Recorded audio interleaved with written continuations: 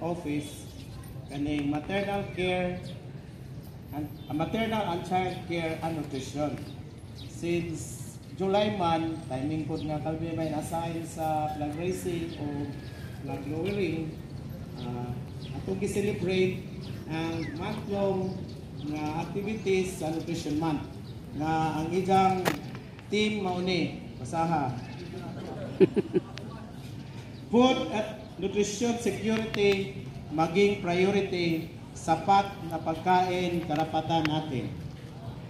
Usa sa itong gibuhat in support with the Nutrition Month celebration, atong gibuhat nagsugod ka na itong Friday, July 4. Naghimota og launching nga i-apilan sa daghang mga stakeholders. Mura pa ito opening salvo sa pista na to. Daghang adjong stakeholders from the barangays, mga sa DepEd personnel, sa tanang municipal officials, police, BFP, tanatong tanan nga ni-attend. Unja naghimota o paghuman sa launching natay gitawag og ni Edward na Zumba Papa. So anong papa mo to, Ward? Paugnat sa mga ugat, madako sa mga tambukis. Karong July 16, paghimuon pod ang Buntis Congress. Kani amo nagipili ang mga buntis na third trimester na mo-appeal sa Buntis Congress na himuon nga mga games, na po yung mga giveaways panghatag. Ni July 31 atong paghimuon ang launching.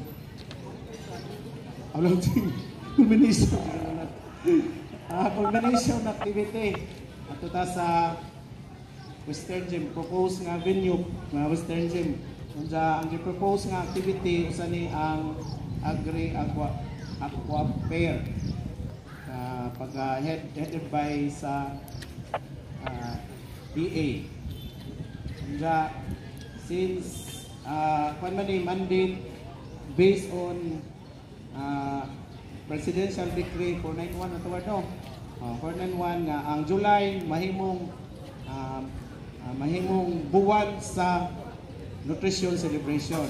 Ahong giawhag ang tanan nato labi nato la government employee nga maghimo tag action o join us para sa atong tujo ug tumong nga ang malnutrition sa Pilipinas muos-os or mawagtang jud. Mao na nga importante nga ang tanang government employee mo celebrate po nato para makuha nato ang zero malnutrition sa Pilipinas. Thank you.